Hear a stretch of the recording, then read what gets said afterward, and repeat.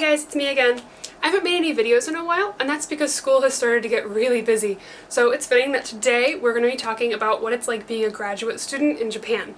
I know that this topic hasn't really been talked about a lot. There are a million different blogs and videos about what it's like to be an exchange student or what it's like to teach here, but there hasn't really been a lot about school life or especially graduate student life. So I'm hoping that this video will be educational for those of you who are in the same boat as me, and if not, maybe it'll be entertaining. Just to start, I've never been a graduate student elsewhere in the world, so I only know about my own program and my own school. So I don't know everything, but hopefully this will answer a lot of the big questions for you guys. And of course, if you have other questions that I don't answer, feel free to ask me down in the comments, and I will try my best to answer them for you.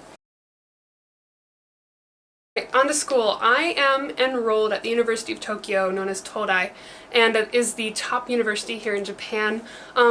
With that being said, the application process for someone who is an English speaker and or just a foreigner is completely different than it is for a Japanese national. If you've watched any anime or manga, there's usually someone at some point that you'll see who is like excited to take the entrance exam to go to Tokyo University, and that is the school that I go to. Unfortunately, or fortunately I guess, for us foreign students who speak English, we don't have to take that examination. Our application process is the exact same as for other universities. So we have GREs, letters of recommendation, past work, transcripts, we have to write letters of intent and all that, but it's completely different. We don't have to take the entrance exam, which is notoriously very difficult.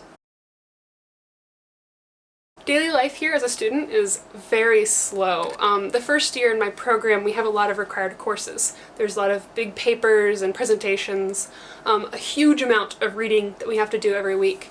However, I didn't really feel like it was more than I did as an undergraduate in America. So being a graduate student, as far as those first core required things, is no different than being undergrad.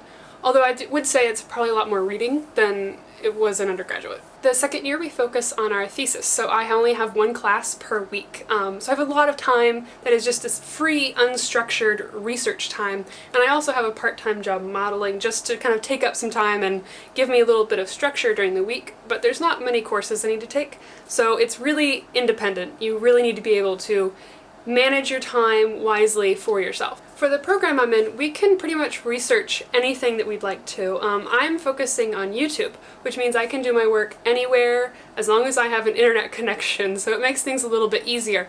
But it's still a huge amount of work, a huge amount of reading, and so you do have to make sure you manage your own time really wisely.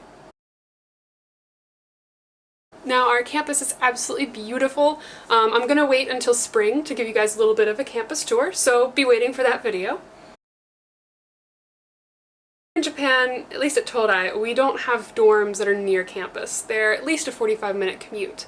However, we don't have to live in the dorms, so pretty much all of us have our own apartments somewhere near or close enough to commute to campus, which is a huge positive to have your own place to just kind of come home to.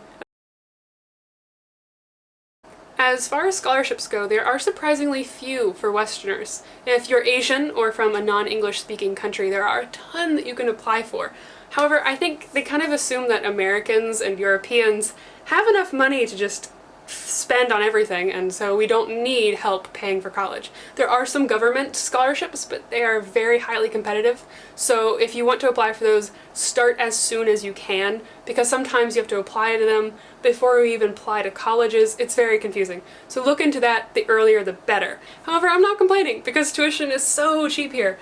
I'm going to round these numbers to make them a little easier, but 1 year of tuition here is about $5,000 US. Comparatively, similar programs in the States run from $15,000 to $35,000 per year, and that's just for tuition. Now, you might think that living expenses would be really expensive here in Tokyo, but as long as you're smart about the way you spend, it's really no different than a moderate-sized city. Now, a lot of people ask me if I'm taking Japanese courses here, and I am not. A lot of the other students in my program speak much better Japanese than I am, and they are taking the higher level Japanese courses through the school. I tried one, and they put me in a beginner class, and the other students were far more excited to speak English with me than they were Japanese, so I didn't actually learn anything. But other people have taken, like, for example, advanced kanji or advanced academic Japanese, and they've had great success and they're learning a lot. So I'm personally not, but other people have, and they have said good things. So don't take my experience as the norm.